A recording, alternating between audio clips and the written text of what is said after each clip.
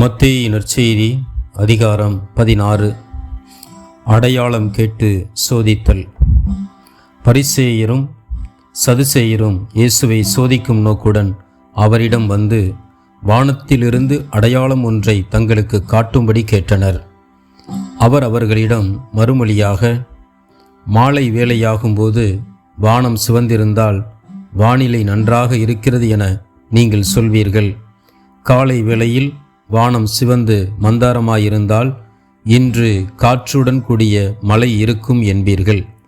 வானத்தின் தோற்றத்தை பகுத்துணர நீங்கள் அறிந்திருக்கிறீர்கள். ஆனால் காலத்தின் அறிகுறிகளை அறிய உங்களால் முடியாதா? இந்த தீய விபச்சார தலைமுறையினர் அடையாளம் ஒன்று கேட்கின்றனர். இவர்களுக்கு யோனாவின் அடையாளமே அன்றி வேறு எந்த அடையாளமும் கொடுக்கப்பட மாட்டாது என்றார். பின் அவர் அவர்களை விட்டு விலகி போய்விட்டார். பரிசேயர் சதுசேயரின் புளிப்பு மாவு. சீடர்கள் மறுகரைக்கு சென்றபோது அப்பங்களை எடுத்துச் செல்ல மறந்துவிட்டார்கள்.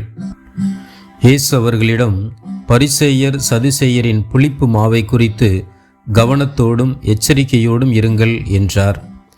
நாம் அப்பங்களை எடுத்து வராததால்தான் அவர் இப்படி சொன்னார் என தங்களிடையே அவர்கள் பேசிக்கொண்டார்கள். இதை அறிந்த இயேசு, நம்பிக்கை குன்றியவர்களே, அப்பம் இல்லை என்று உங்களிடையே ஏன் பேசிக்கொள்கிறீர்கள்? உங்களுக்கு இன்னுமா புரியவில்லை? நான் 5000 பேருக்கு பகிர்ந்தளித்த 5 அப்பங்களை பற்றி நினைவில்லையா? அப்போது எத்தனை கூடைகள் மீதியாக எடுத்தீர்கள்? அல்லது 4000 பேருக்கு நான் பகிர்ந்தளித்த 7 அப்பங்களை பற்றி நினைவில்லையா? அப்போது எத்தனை கூடைகள் மீதியாக எடுத்தீர்கள்? நான் உங்களிடம் கூறியது அப்பங்களை பற்றியல்ல என்பதை நீங்கள் புரிந்து கொள்ளாதது எப்படி? பரிசேயர் சதுசேயர் ஆகியோரின் புளிப்பு மாவை பற்றி எச்சரிக்கையாய் இருங்கள் என்றார்.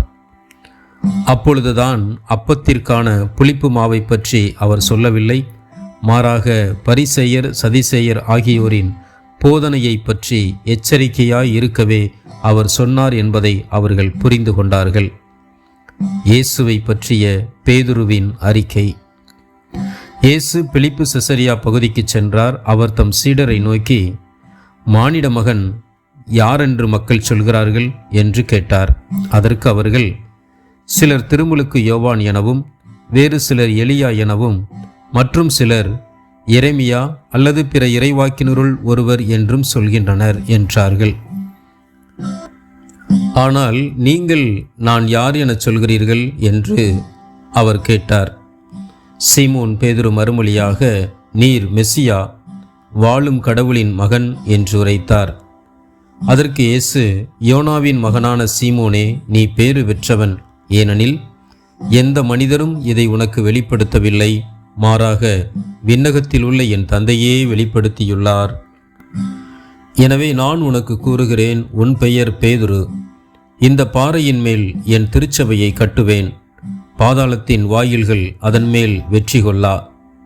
விண்ணரசின் திறவுகோல்களை நான் உன்னிடம் தருவேன். மண்ணுலகில் நீ தடை செய்வது விண்ணுலகிலும் தடை செய்யப்படும். மண்ணுலகில் நீ அனுமதிப்பது விண்ணுலகிலும் அனுமதிக்கப்படும் என்றார். பின்னர் தாம் மெசியா என்பதை எவரிடமும் சொல்ல வேண்டாம் என்று இயேசு சீடரிடம் கண்டிப்பாய் கூறினார். இயேசு தம் சாவை முதன்முறை அறிவித்தல். இயேசு தாம் எருசலேமுக்கு போய் மூப்பர்கள், தலைமை குருக்கள், மறைநூலறிஞர்கள் ஆகியோரால் பலவாறு துன்பப்படவும் கொலை செய்யப்படவும் 3ஆம் நாள் உயிருடன் எழுப்பப்படவும் வேண்டும் என்பதை தம் சீடருக்கு அந்நேரம் முதல் எடுத்துரைக்க தொடங்கினார்.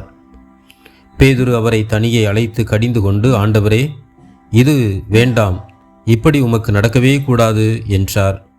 ஆனால் இயேசு பேதுருவை திரும்பி பார்த்து, என் கண் முன் நில்லாதே சாத்தானே, நீ எனக்கு தடையாய் இருக்கிறாய். ஏனெனில் நீ கடவுளுக்கு ஏற்றவை பற்றி எண்ணாமல் மனிதருக்கு ஏற்றவை பற்றியே எண்ணுகிறாய் என்றார்.